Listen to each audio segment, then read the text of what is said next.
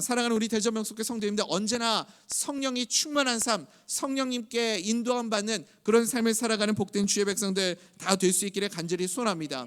예수의 영이신 성령님이 우리 가운데 충만하게 거하시게 될 때 우리는 육체의 소욕을 따라 살아갈 수가 없습니다. 우리 안에 하나님의 영이 충만하게 거하면 우리는 이 육체의 소욕과는 상충이 되기 때문에, 그래서 언제나 이것이 내 안에서 부딪히게 되고, 그리고 육체의 소욕을 버리게 되고 하나님의 말씀을 붙잡고 살아가는 인생이 될 줄 믿습니다. 그래서 사도 바울도요 이렇게 고백을 합니다. 우리가 어떻게 이 성령의 충만한 삶을 살아갈 수 있는가? 예수 그리스도의 십자가에 나의 육체의 소욕을 못 박아야 한다. 그럴 때 우리는 내 안에 나는 죽고 예수로 사는 삶이 되어서 성령의 충만한 은혜가 우리 가운데 임하게 된다. 사도 바울이 고백하고 있습니다. 우리 갈라디아서 5장 24절 말씀 한번 읽어볼까요? 시작.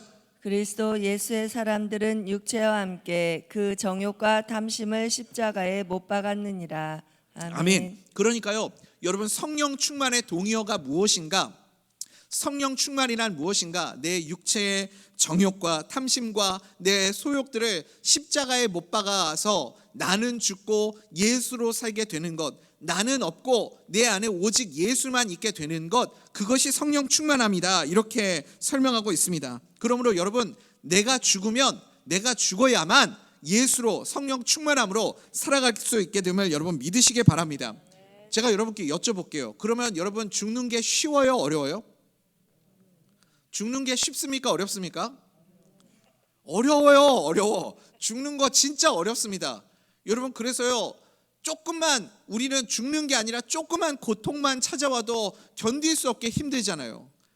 그래서 하나님이 우리에게 이렇게 이 내가 죽는 것을 쉽게 하는 방법을 우리가 허락하실 때가 있는 거죠. 허용하시는 거예요. 제가 여러 번 이 수면 마취해서 대장 내시경 하는 것에 대해서 설명을 드렸었는데, 대장 내시경하고 깰 때 주여 하고 깨고 싶다고, 그게 제 소원이라고 그러는데, 이제 여기 복음내과 바로 옆 건물이죠. 복음내과에서 제가 작년에 이제 수면 마취를 하고 대장 내시경을 했어요. 위내시경하고 대장 내시경하고 같이 했는데, 이제 그 약이 좀 약했나 봐요. 왜냐하면 빨리빨리 이제 로테이션이 돌아야 되니까 금방 자고 깨고 이렇게 해야 가잖아요. 그래서 수면 마취를 하는데, 수면 마취가 너무 짧아가지고 대장 내시경을 하고 있는 와중에 제가 정신이 든 거예요. 정신이 들어서 제가 제일 처음에 깼을 때 주여 이렇게 하고 싶었는데, 제일 깨자마자 제가 했던 말이 뭐냐면 너무 아파요 였어요.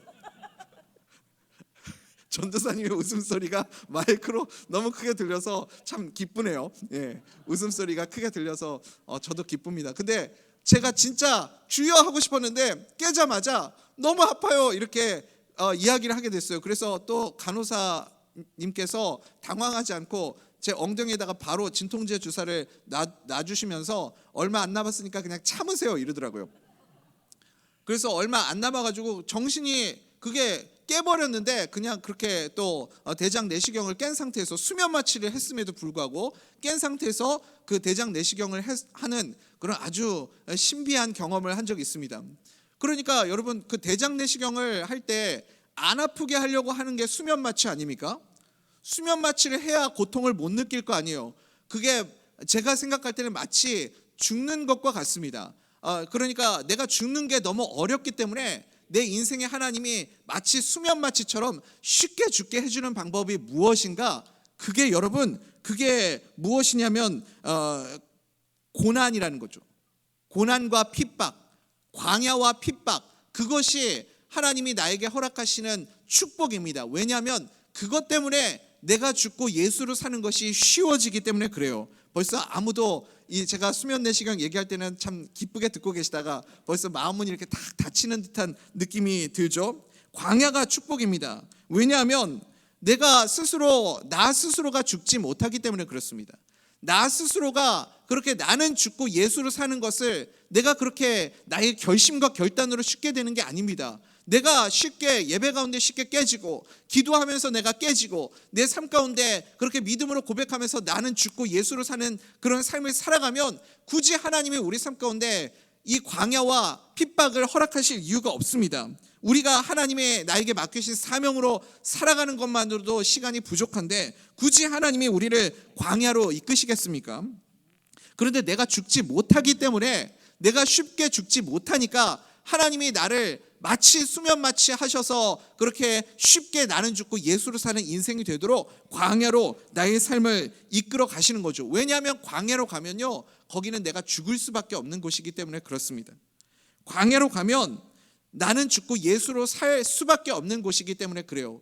왜냐하면 내 힘으로, 내 능력으로, 내 지식으로 내가 가지고 있는 것으로 생존할 수 없는 곳이 광야이기 때문에 그렇습니다. 그래서 그곳에서 내가 기고만장하고 교만하고 그랬던 내 모습들이 다 깨지고, 그래서 광야를 통과하면서 꺾이면서 이제는 완전히 나는 죽고 예수로 사는 인생이 되게 만드시는 거죠. 그래서 하나님 앞에 온전하게 쓰임받는 하나님의 사람으로 만들어 주시는 과정이 광야입니다.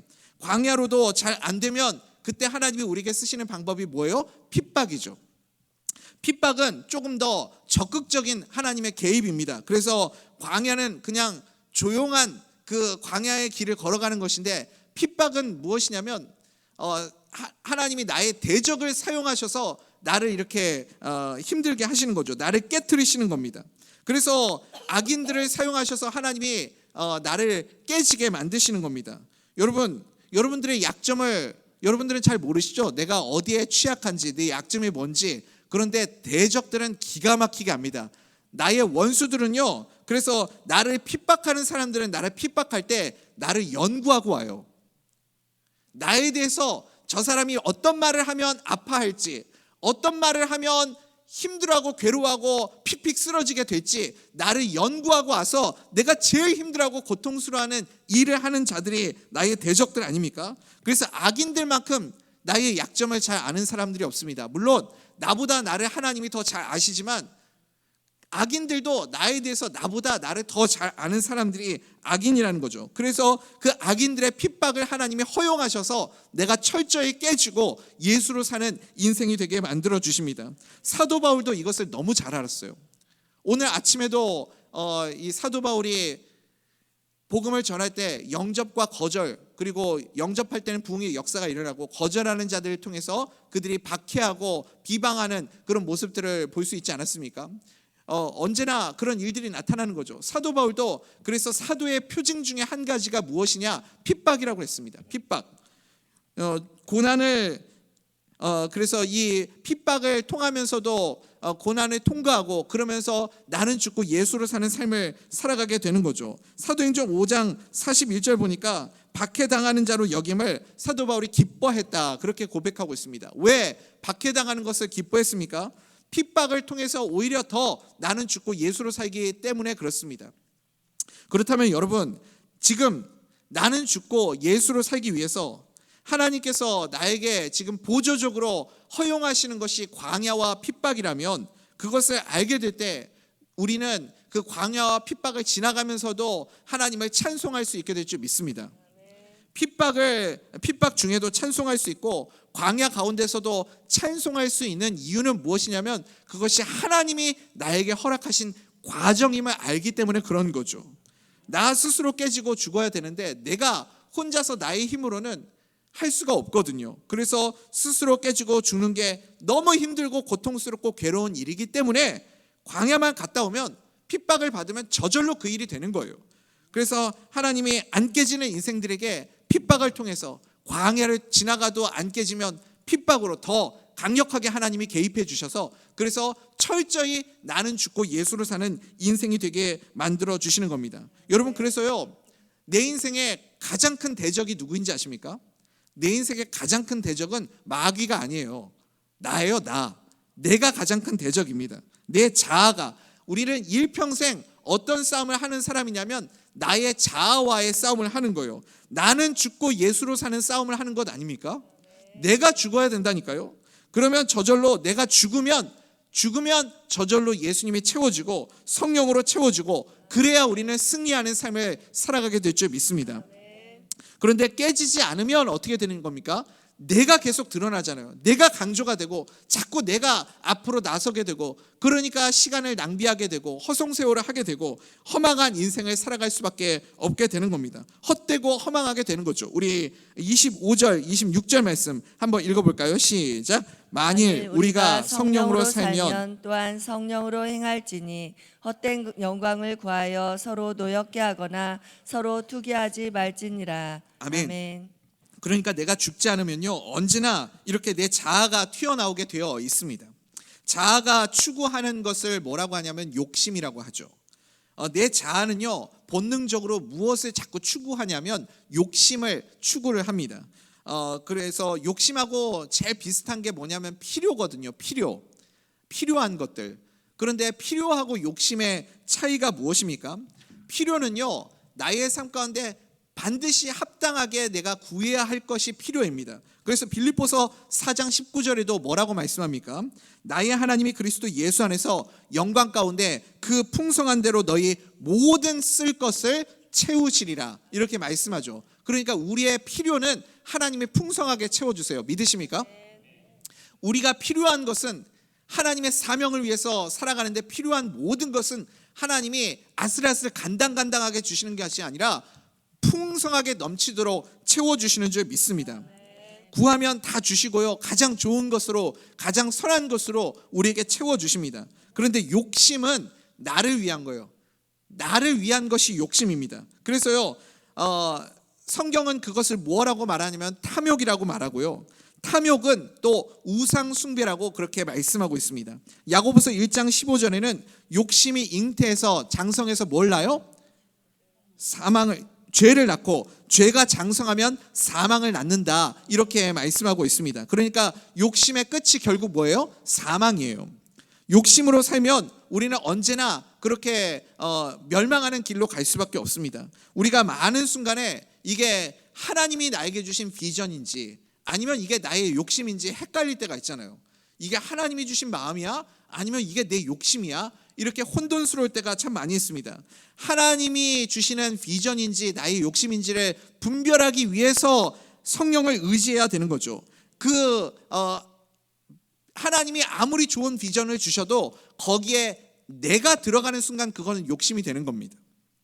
문제는 우리가 자꾸 내 욕심을 사람들에게 뭐라고 포장을 하냐면 그걸 하나님이 나에게 주신 비전이라고 자꾸 포장을 하는 거예요. 성령님께서는 뭐라고 말하냐면 그게 너의 욕심이다 라고 말씀하시는 거죠. 그런데 자꾸 나는 비전이라는 거죠. 그래서 비전이라는 말도 우리가 좀 조심스럽게 쓸 수 있어야 됩니다. 비전은 무엇이 비전인가? 하나님의 뜻이 비전입니다. 하나님의 선하신 계획과 나를 향하신 하나님의 선하신 뜻이 비전이에요. 내 뜻은 비전이 아니거든요. 그건 욕심입니다. 그래서요, 여러분 분명히 오늘 이 시간에 필요와, 그리고 하나님이 나에게 주시는 필요와 그리고 욕심이 무엇인지를 분별할 수 있게 되기를 간절히 소원합니다. 제가 최대한 한번 쉽게 설명을 드려보려고 그래요. 제가 미국에 있을 때인데요, 이제 캘리포니아에서 사역을 하고 있을 때 아내가 이제 저한테 생일 선물이었는지 어쨌는지 이제 가방을 하나 사달라고 그렇게 요청을 했어요. 그래서 자기가 오랫동안 이렇게 보아왔던 가방인데 지금 세일을, 블랙 프라이데이가 돼가지고 세일을 많이 하니까 이 가방을 하나 사달라. 그래서 토리버 이런 토리버 뭐 그런 브랜드 이렇게 비싼 건 아니에요. 그런데 거기서 이제 가방을 하나 사달라고, 교회에 들고 갈 가방이 필요하대요. 이거는 필요잖아요, 필요. 교회에 들고 가는데 성경책도 이렇게 들어갈 만큼 사이즈도 넉넉하고 튼튼하고 단정하고 무엇보다도 정장과 잘 어울리게 이렇게 단정하고 눈에 드러나지 않고 그런 가방이 필요하다. 그래서 좀 사이즈가 넉넉하고 예쁜 까만색 가방 하나를 사줬습니다. 그거는 필요니까요. 그래서 가방을 사줬는데 딱 보니까, 가방을 딱 보는 순간 제가 그냥 지나가면서 야, 그거 메고 다니니까 너 꼭 사역자 같다. 너 전도사님 같아. 제가 이렇게 이야기를 했어요. 그 다음부터 그 가방을 들기가 싫다는 거예요. 그러면서 저보고 얼마 안 있다가 가방을 하나 더 사달래요. 이번에는 색깔이 들어간 좀 예쁘고 세련되고 그런 가방을 하나 사달라고 그러는 겁니다. 여러분, 그건 뭐예요? 욕심이에요. 그러니까 명확하죠? 뭐가 필요한지, 뭐가 욕심인지 명확하게 되지 않습니까? 제가 또 아내 얘기를 하고 말았네요. 제가 아내하고 약속을 했는데 아내가 제발 설교 시간에 자기 얘기하지 말라고 그래가지고 제가 그 약속을 했습니다. 알았다고. 다시는 당신 얘기에 설교 시간에 안 하겠다고. 그걸 제가 약속을 했거든요. 그래서 제가 여러분들에게 선포합니다. 딱 400번만 더 하겠습니다. 그래서 여러분 꼭 기억하십시오. 필요와 욕심의 차이. 그러니까 우리가 기도할 때도요, 성령님께 구해야 될 것이 무엇이냐면 욕심으로 구하면 안 됩니다. 욕심으로 구하면 하나님이 응답해 주시지 않아요. 주의 뜻대로 구해야 됩니다. 그래서 여러분 언제나 하나님이 나에게 허락하실 필요를 구하십시오. 하나님은 다 주시겠다고 약속해 주셨어요. 이게 내 욕심인지 필요인지 명확하게 구별이 안 되면 1번부터 100번까지 하나님께 구할 것을 한번 쫙 적어 보십시오. 1번부터 100번까지 적어 놓고 기도해서 응답해 주시면 그거는 필요고, 응답해 주시지 않으면 욕심인 거예요. 이해가 되십니까? 그러니까 여러분 우리가 필요를 구하면 하나님이 바로바로 응답해 주세요. 우리 청년들이 결혼하고 싶어 하잖아요. 결혼하고 싶어 하는데 우리 청년 자매들이 자꾸 차은우 같은 그런 신랑감하고 결혼하게 해주세요. 그러니까 그거 욕심이거든요. 그거는 응답이 안 돼요. 그런데 우리 교회 안에서 만나서 결혼하게 해주세요. 그러면 바로 응답이 오잖아요. 그래서 우리 지연 자매님이 차은우보다 더 잘생긴 우리 형제님 만나서 결혼하지 않았습니까? 그거는 필요여서 하나님이 채워주시는 거예요. 이해가 되시죠? 여러분 내가 왜 물질이 필요한가? 하나님 물질이 필요합니다. 왜 물질이 필요하죠? 그거 가지고 명품백 사고 비싼 차 사고 이런 것에 쓴다고 하면 그건 욕심이죠. 그런데 하나님 나에게 물질 주셔서 그거 가지고 선교하고 주변 사람들과 좋은 관계를 맺고 그것을 통해서 섬기고 헌신하며 살겠습니다 하면 하나님이 안 주시겠습니까? 하나님께 필요를 구하면 하나님이 넘치도록 우리에게 부어주실 줄 믿습니다. 하나님의 영광을 위해 필요한 것이라면 하나님이 넘치도록 주신다라는 겁니다. 하나님께 여러분의 필요를 구하십시오. 반드시 넘치도록 채워주실 줄 믿습니다. 미국 성공의 주교이고 아주 뛰어난 설교가였던 필립스 브룩스라는 사람이 있어요. 필립이라는 이름이 들어가면 설교를 잘 하는 것 같아요. 필립스 브룩스. 그런데 이 사람이 한 말 중에 유명한 말이 있습니다. 죄송해요. 제가 취소합니다. 필립스 브룩스가 뭐라 그랬냐면 능력에 맞는 일을 구하지 말고 그리고 사명에 맞는 능력을 구하라라고 했습니다. 우리는 보통요 내 능력에 맞게 일을 하려고 그래요. 내가 이 정도 능력이 있으니까 이 능력에 맞춰서 뭔가를 하려고 하는데 하나님이 나에게 주신 사명을 두고 하나님께 능력을 구하면 하나님께서 내가 감당할 만한 능력도 주시고 돕는 자도 주시고 필요하면 물질도 주시고 하나님의 은혜도 주시고 감당할 만한 믿음도 우리에게 허락해 주실 줄 믿습니다. 그러니까 우리는 사명에 맞는 능력을 구하는 자가 되어야 할 줄 믿습니다. 사실은요 내 필요를 넘어서는 많은 것들은 여러분 유혹이라고 하는 겁니다. 유혹. 어떤 때는 돈도 유혹이고 인기도 유혹이고 권력도 유혹이고 다 유혹 아닙니까? 유혹은 무엇입니까? 유혹이라는 것은 그게 우상이 될 가능성이 크다라는 거예요. 하나님이 많이 주셨는데 그 많이 주신 것 가지고 사명으로 살아가지 않고 나를 위해서 살아가면 그게 우상이 되는 것이고 그게 유혹이 되고 시험이 되는 거죠. 대표적인 사람이 누구입니까? 솔로몬이 그렇게 살았잖아요. 하나님이 솔로몬에게 정말 많은 것을 주셨는데 솔로몬에게 하나님이 주신 그 모든 것을 가지고 솔로몬은 자기를 위해서 살았어요.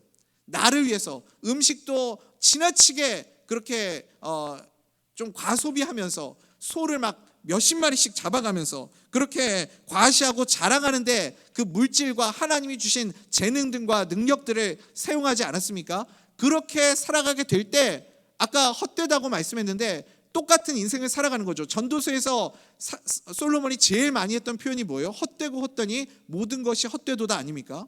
계속해서 헛된 인생을 살아갈 수밖에 없는 거죠. 반대로 하나님이 넘치도록 주셨는데 그거 가지고 나를 위해서가 아니라 사명을 위해서 살았던 사람이 누구입니까? 다윗이죠. 다윗은요 그 하나님이 주신 것을 다 가지고 다 하나님을 위해서 사명을 위해서 살아갔습니다. 그러니까 없어도 괜찮고 있어도 괜찮고 나에게 주신 모든 것들을 하나님을 위해서 쓰니까 다윗의 인생은 언제나 어떻게 되었어요? 시편 23편에 보니까 여호와는 나의 목자시니 내게 어떻다고요? 부족함이 없으리로다. 하나님이 다윗에게 주신 것은 부족함이 없도록 넘치도록 부어주신 거예요. 어떻게? 아무것도 없을 때도 부족함이 없었고 또 왕이 되었을 때도 부족함이 없었고. 왜 부족함이 없습니까? 모든 필요, 사명을 위해서 감당하기 위해 필요한 모든 것들을 언제나 하나님이 넘치도록 채워주셨기 때문에 그렇습니다. 그러니까요, 다윗은 목마름이 없는 인생이었습니다. 언제나 쉴만한 물가로 푸른 초장으로 인도해 주시는 그 하나님의 은혜를 누리며 살아가는 인생이었죠. 다 채워주시는데 뭐가 더 필요한 게 있겠어요? 그래서 부족함이 없으리로다 고백할 수 있는 겁니다. 우리도 이것을 잊지 않기를 간절히 소원합니다. 하나님의 자녀로 변하는 순간, 제가 지지난주에 말씀을 드렸는데 하나님이 자녀가 되는 것은 순식간이다, 한 번이다, 단번에 순식간으로 변화가 된다 말씀을 드렸습니다. 그게 거듭남이에요. 거듭났음에도 불구하고 마귀가 계속해서 우리를 유혹하는 거예요. 우리는 이미 하나님의 자녀가 되었는데 마귀가 뭐라고 우리를 유혹하냐면 자꾸 나를 강조를 시키는 겁니다. 내가 강화되게 만드는 거예요. 그래서 여러분, 마귀에게 제발 속아 넘어가지 마십시오. 마귀가 자꾸 우리에게 유혹하는 게 무엇이냐면 하나님의 사명을 가지고 일을 한다고 하면서 내가 무엇을 이루었고, 내가 뭘 했고, 내가 어떤 이름을 남겼고, 내가 누구누구를 뭘 했고, 이렇게 계속해서 내가 강조되게 만드는 것, 이게 하나님이 가장 싫어하시는 일이고 마귀의 유혹이라는 것을 여러분 꼭 기억하십시오. 아무리 좋은 것도요, 거기에 아무리 선하고 좋은 것도 거기에 내가 들어가는 순간 욕심이 되는 겁니다. 무조건 그것은 욕심입니다. 아무리 선한 말로, 좋은 말로 비전이라고 포장을 하고 말을 해도 그거는 내가 들어가는 순간 욕심이 되는 거예요. 그래서 욕심이 들어가기 때문에 그 안에 반드시 부작용이 나타나고 분열이 나타나고 이런 다툼이 있게 되는 거죠. 욕심은 어떻게 없어집니까, 여러분? 내가 죽으면 없어집니다. 내가 죽어야 돼요. 내가 죽으면 저절로 예수님이 내 안에 충만해집니다. 믿으십니까? 내가 죽으면 예수의 영이신 성령으로 충만해지게 됩니다. 성령 충만하다라는 말과 동의어가 무엇이냐면 내가 죽었다, 예수로 살게 되었다라는 말입니다. 이 고백과 나는 아무것도 아닙니다 라는 것이 동의어입니다. 우리는 나는 죽고 예수로 살아가는 길, 그래서 광야와 핍박을 통해서 내가 죽는 것을 경험하고 오직 예수로 살며 성령이 충만한 내 안에 하나님의 영이 충만하게 역사하시는 그런 은혜를 누리며 살아가는 믿음의 인생들 다 될 수 있기를 간절히 소원합니다. 마귀는요, 계속해서요, 말씀을 공격하지 않고 하나님을 공격하지 않고 누구를 공격하냐면 나를 공격해요. 나를 공격한다는 게 무엇입니까? 너 진짜 대단해, 너 진짜 잘났어, 너 혼자서도 얼마든지 해낼 수 있어 라고 하는 것이 마귀의 유혹입니다. 이 마귀의 유혹을 떨쳐낼 수 있는 믿음의 사람들 다 될 수 있기를 간절히 소원합니다. 이제 말씀 맺겠습니다. 하나님이 우리를 나는 죽고 예수로 사는 인생을 만들어 주십니다. 어떻게 해요? 광야와 핍박을 통해서 우리의 인생길 가운데서 이 광야와 핍박을 만나게 함을 통해서 나 혼자는 죽을 수 없기 때문에 나의 힘과 나의 의지로는 나는 죽고 예수로 사는 인생을 걸어갈 수 없기 때문에 우리를 너무나도 사랑하시는 우리 주님께서 그렇게 사랑하시지만 예수로 사는 것이 우리에게 훨씬 유익하기 때문에 때로는 광야와 핍박을 우리에게 허용하실 때가 있음을 여러분 기억하십시오. 그러니까 우리는 언제나 어떻게 살아가야 되겠습니까? 나는 죽고 예수만 내 안에 충만하게 살고 성령만 내 안에서 충만하게 사는 그런 은혜를 구하는 인생 될 수 있기를 간절히 소원합니다. 우리는 일평생 그 싸움을 하는 거예요. 그러니까 예수 믿고 난 다음에, 영접하고 거듭난 다음에 우리의 싸움은 무엇입니까? 본격적인 우리의 싸움은 나는 죽고 예수로 사는 싸움입니다. 날마다 죽는 싸움, 성령 충만한 싸움, 그런 싸움을 통해서 승리하고 이기는 삶을 살아가는 믿음의 백성들 될 수 있기를 간절히 소원합니다. 나는 죽고 예수로 살고 성령이 충만하면 저절로 어떻게 되겠어요? 나의 인생 가운데 성령의 열매 맺는 인생을 살아갈 수밖에 없겠죠. 성령의 열매들을 맺는 삶을 우리의 삶의 결과들로서 그것이 열매로 맺혀지게 되는 것을 보게 되는 겁니다. 그래서 다음 시간에는 이제 성령의 열매 맺는 인생에 대해서 우리가 함께 나누겠습니다. 사랑하는 우리 대전면 속교 성도님들, 날마다 나는 죽고 예수로 사는 삶이 되어서 아름다운 성령의 열매들의 맺음을 통하여서 우리 주변에 있는 모든 영혼들을 살려내고 하나님께 영광이 되고 기쁨이 되는 삶을 살아가는 복된 주의 자녀들 다 될 수 있기를 간절히 소원합니다.